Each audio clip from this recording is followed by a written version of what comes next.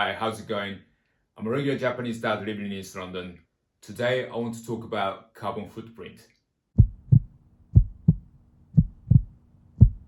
If temperatures keep rising at the current pace, the world could hit a 2 degrees Celsius rise above pre-industrial levels by around 2050, which raises serious concerns about a global food crisis. And to prevent that from happening, scientists warn that keeping global warming below 1.5 degrees Celsius by 2030 isn't a choice. It's essential. That's why I think reaching this goal is unrealistic unless ordinary people like us have at least a rough numerical understanding of carbon footprints. Without numbers, it's hard to grasp the scale of the crisis or to see what practical steps we should actually be taking. So in this video, I'll try to explain the idea of carbon footprints as clearly as possible. If you're seriously thinking about your own future or the future of your children or grandchildren, I hope you will stay with me till the end. You've probably come across the phrase carbon footprint in the news or climate-related articles. But when it comes to what those numbers actually mean and how they connect to our everyday lives, I think most of us would struggle to explain it. So let's start here. What is a carbon footprint? Well, put simply, a carbon footprint is the amount of greenhouse gases released over the entire life cycle of a product, service, organization, or activity. In other words, it's not just about emissions from the factory where a product is made. It also includes emissions from, sourcing raw materials, transportation, energy use during use, and, even what happens after disposal or recycling. Emissions we don't usually think about. Take just one smartphone as an example. It all starts here, mining rare materials such as lithium and cobalt at extraction sites. Then it's built, manufacturing and assembling parts in factories around the world. And then it travels, transporting materials and products from raw materials to factories, warehouse, and finally to stores, often crossing national borders many times. And even after you start using it, repeated charging and daily use along with electricity consumption from cloud services and communication infrastructure. Smartphones don't work only in our hands.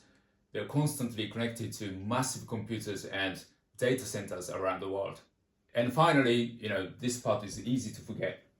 Electronic waste, disassembly, metal separation, and high temperature processing, which can have a large environmental impact if not properly recycled.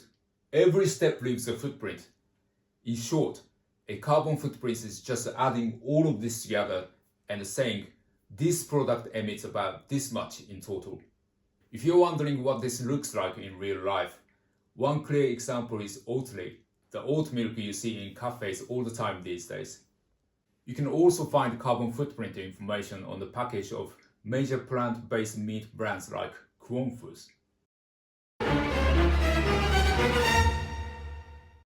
So that's the idea of a product's carbon footprint, like the example we just looked at. Now let's turn to a really important question. How much CO2 do we as individuals emit each day? Now, before we go any further, just a quick clarification.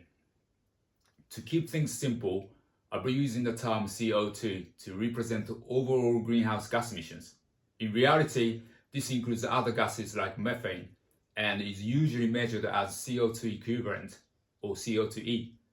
But for clarity, I'll stick with the CO2 here. Right, so according to Worldometer, a website that tracks statistical data across a wide range of global issues, the average amount of CO2 emitted per person worldwide is about 4.8 tons a year. That's 4,800 kilos of CO2 in a year. And if you divide that by 365 days, it comes out to about 13 kilos per day.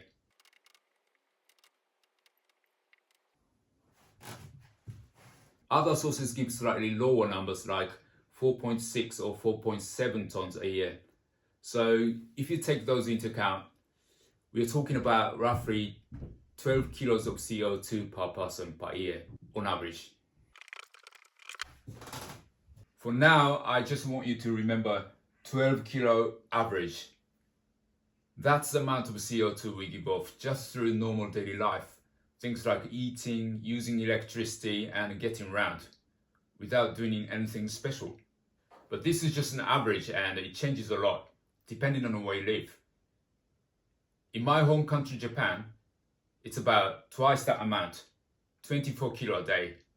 In places like US, Canada, or oil producing countries such as Saudi Arabia, it jumps to 3 to 5 times higher. And at the extreme end, Qatar is around 8 times the global average. The UK, on the other hand, is pretty close to, the global average of 12 kilo a day. So it's actually doing a decent job.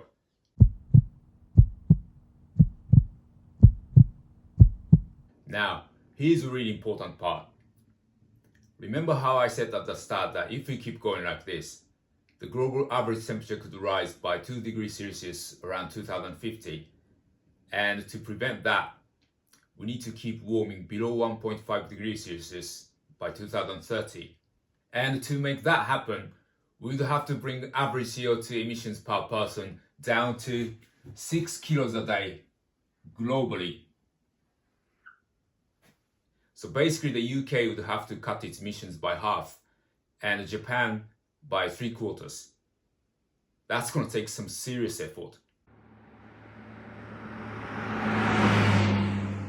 Alright, up to this point we've gone over the numbers, but for those of us who've grown up living comfortably in advanced countries, hearing that we emit 6 or 12 kilos of CO2 a day, honestly, it just doesn't click, does it?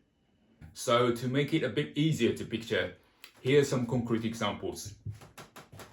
Driving 10 kilometers in average petrol car produces about 2 kilos of CO2. And for a small car, it's around 1 kilo. And one beef-based meal, things like a beef bowl or meat-heavy convenience store lunch, emits roughly 2 to 3 kilos. A Starbucks latte accounts for about 0.3 to 0.5 kilos. And hot water for a shower or bath produces roughly 1 kilo. And finally, TV, lighting, and other household appliances together also emit around 1 kilo. So when you look at it this way, just driving to a restaurant and having a beef-based meal already uses up an entire day's worth of CO2 under the 1.5 degree target.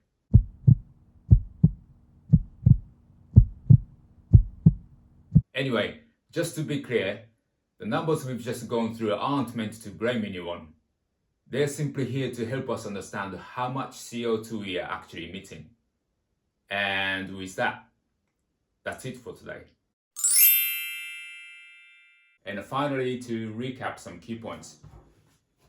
What we mean by carbon footprint.